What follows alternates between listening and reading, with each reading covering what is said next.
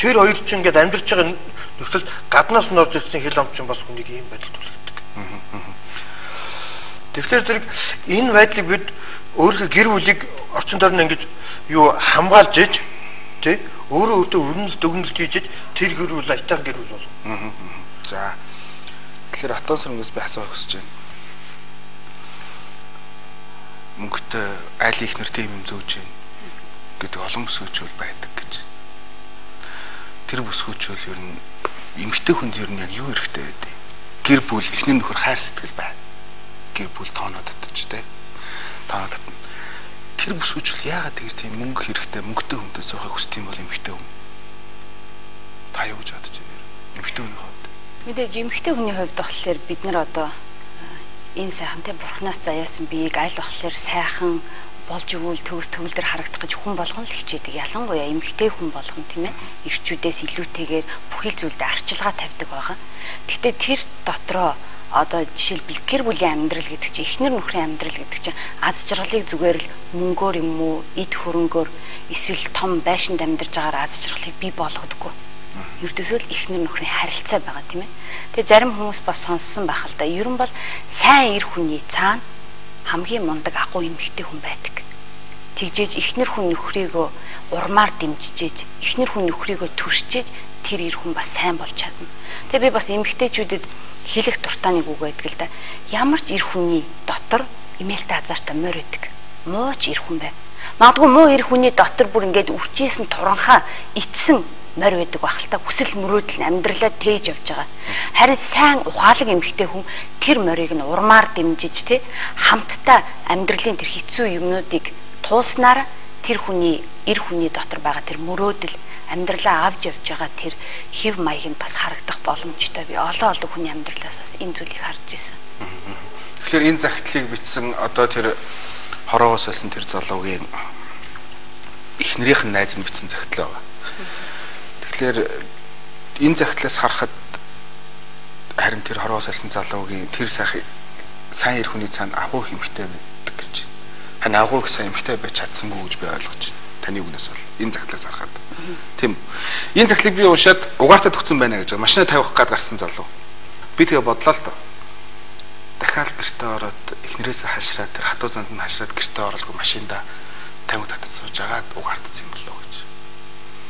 Өнөөдөр ч гэсэн магадгүй гэртээ орохоос ингээ хаширч байгаа олон ирчүүд байгаа гэж бодож байна. Та ч гэсэн ирчүүд эрүүл гэр бүл гэдэг төвийн бас зөвлөх учраас тэр тэгж сууж байгаа одоо тэр ирчүүдэд одоо хатуурах байгаа одоо харамсгаа мэдэхгүй сууж байгаа бүсгүүчүүдийн тухай та юу гэж хэлэх вэ? Зөв нь тэгээд хэрүүлтэй газар хиншүү тогтдог гэж монголчууд ярьдаг тийм ээ. Ер нь тэгэл халжилтгүй шүү дээ хэрүүлтэй газар орохоос.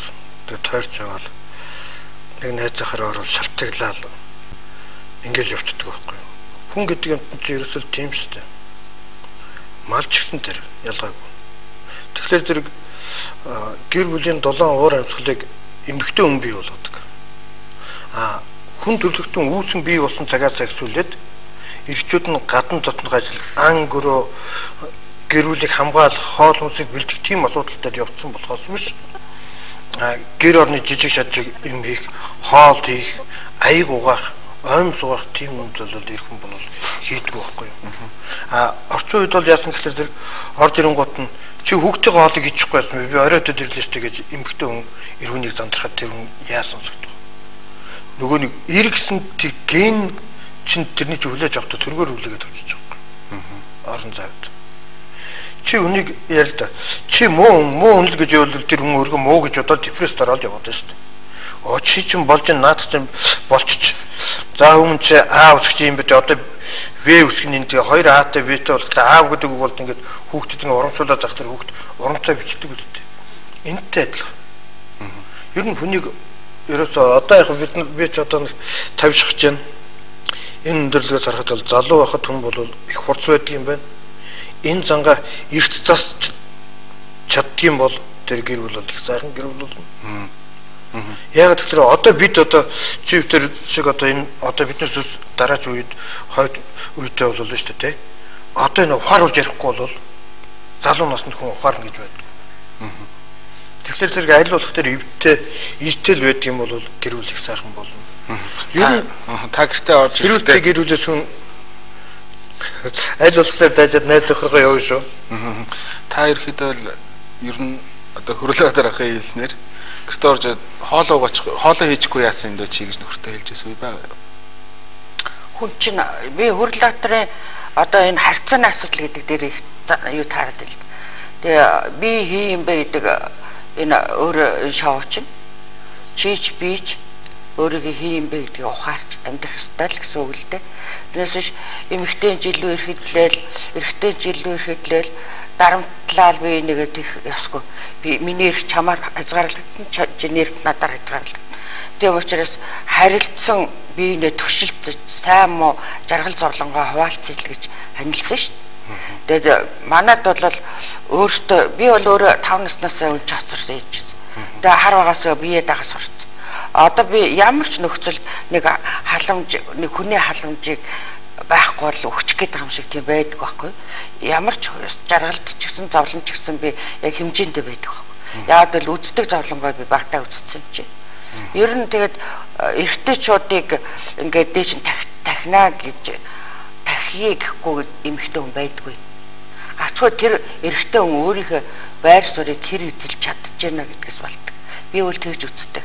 Жишээлбэл арх ууж орж иртэл намайг балбал зүгээр хамаг хоолон дээр хийжэл гэр орноо цэвэрлжэл үр хөвгтө сахан бөөцөлжэл эмэгтэй хүний одоо өөрийгөө айгүй асар их байдаг шүү дээ. Эрэгтэй хүн мэдэхгүй тэр хүүхд хард ажил уусууч гэж бод. Энд чинь бол тэр эрэгтэй хүнээс илүү ажилтай хүн байхгүй. Тэгээ орж ирчээд арх ууж орж ирчээд шалчганаад үдээд авах юм бол тэр ихнэр хайрлах нөхрөөгөө. Тэгэхгүй зүгээр сайхан орж ирчээд энийгээд өөр хүүхдтэйгээ яагаад тэгээд давгаа хоолоо идчихэд унтаад өгдөг л ямар ч эмэгтэй хүнийг нөхрөө өдөөд авахгүй байх гэж бодож байна. Өдлөө ч ихсэн цөөхөө хідэн тэнийг авгнаар л өгдөг байх. Би тэгж бодож байна. Тэгэхээр бүгдээрээ цагтлаас олсон учраас яг энэ цагталтайгаа холбоотойгоор салбар ямар нэгэн асуулт сэдвэр ярихтаа тэр салгаж яриул гэж энэ залуу сайн залуу байсан. Ажилтай төрөлтөө тэр найзынх нь хэлж байгаа. Тэр найзынхаа нөхрөө дүгнж байгаа тэр найз хэлж штэ. Уг нь манай найзаас эсрэг зантай хүн байсан. Манай харин найз бүсгүй маань момоос нөхрөөдөг давруулж болохгүй. Хүүг нь гаргалаа одоо болох штэ. Найзуудтайгаа бильярд тоглоод ганц хоёр пив уугаад ороод ирэхэд нь гэртээ оруулаа гэж. Ийм байсан эмэгтэйчүүд амьдралд ер нь хожих магадлал хэр өндөр вэ ер нь? Нөхрөө тэгж атхандаа байлгах гэж оролдох нь. Та одоо ирчүүд эрүүл гэр бүлтэй зөвлөх учраас би ирчүүд гэж эмэгтэй хүнээс би та ирчүүдийн бас ирэх шиг хамгаалдаг учраас илүү их сонирхоод байна л та. Тэг Хүрэлбаатар эмчи хэлсэн шиг яалтчгүй эрэгтэй эмэгтэй хүмүүс яг одоо хамтдаа тийм ээ эхнэр нөхөр болохтой ердөөсөл эр хүнээр өрхийн тэргүүн гэж тавьсан шүү дээ. Хизээч эмэгтэй хүн өрхийн тэргүүн байдаггүй боловч яг амьдралын янз бүрийн шалтгаанаас болоод хүмүүс өрх тэргүүлж байгаа эмэгтэйчүүд олон байгаа. Гэхдээ яг ийм тохиолдолд болохоор эмэгтэй хүмүүс одоо ингээд гендрийн ялгаа ч юм уу те янз бүрийн одоо боловсролоороо ч юм уу эсвэл олж авсан мэдлэгээрээ ирчүүдийг дарамтлах үзэгдэл сүүлийн үед нэлээд үзэгдээд байна л да. Харин би бол энэний эсрэг байдаг.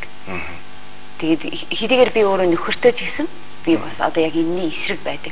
Бид нэр ямар ч муу эр хүнийг үнэхээр урмаар тэтгээд өгөх юм бол тэр хүн яаж хийж байгаад босдог. Жишээлбэл тэр хүн урд нь хизээч нөхөр байж үзег байж болно. Тэр хүн хизээч аав байж үзег байж болно. Тэгэхээр тэр хүнд аав байх боломжийг нөхөр байх боломжийг эхнэрүүд олгож өгөх хэрэгтэй. Магадгүй тэрэндээ алдаг л дээ. Алдаад тэр алдаанаасаа суралцаа яв. Өөрт нь одоо сайн аавын үлгэр дуурайл ч юм уу эсвэл сайн эцгийн үлгэр дуурайл байгаагүй гэж болно шүү дээ. Нэгэнт л тэр хүнтэй хамтдаа амьдрнаа гэд аваад ханилаа сууж байгаа юм чинь тэр хүнд боломжийг олгох хэрэгтэй. Боломжин дээр нь дараагийн удаа миний хайрт ингүүл яасан бэ? Дараагийн удаа бильярд тоглолцоод магадгүй пява багсгаад ороод ирвэл би чинь чамдаа баярлан шүч гэдэг юм уу? Тийм ээ яг ийм ивэр ирчүүдийг хэрвээ урмын үгээр босгох юм бол ирчүүд болгон эрэгтэй хүн болгон тийм үү биш гэж би боддог. Би итгэдэг. Ерхэд бол ирчүүдийг аргалахдахгүй амар тийм аргууд байна л та ер нь бол те эр хүнийг улам дивжээх, хөгжөөх те улам урам хайрлах. Эр хүн яг юунд баярлдیں۔ Одоо юу гэдэг янд явал буураад гарахаараа баярлдیں юм уу? Яг эхнэр хүнээсээ, гэр бүлийн хүнээсээ яг юуг хүсээд хамгийн жижигхэн баярлдаг юм юу гэдэг юм. За энийг бол хувь хүн болгон өөрөөр тайлбарлах байна. Бид нэг жижиг юмд хамаагүй баярлаад байдгүй.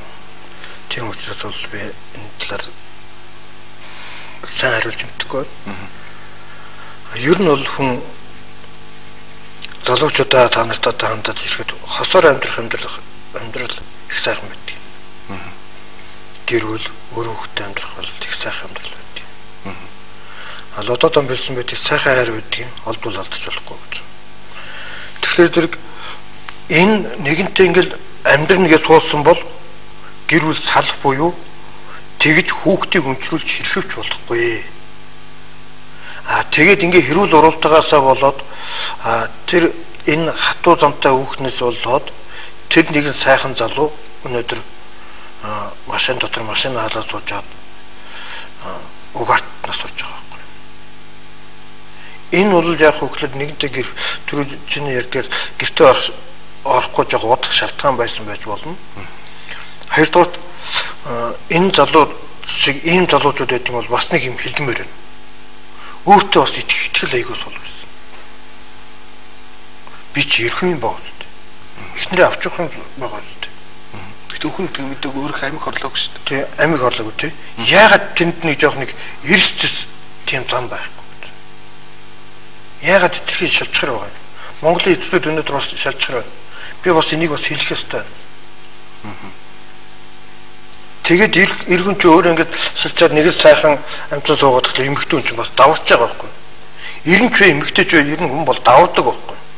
Тэгэхээр энийг хүн оюун ухаантай оюунлаг хүн болсны хувьд өөрийгөө энэ жолоодчлд энэ зүйлийг ингэж засахгүй бол гэр бүл гэдэг асуудал бол ярахад хэцүү болчихж байгаа.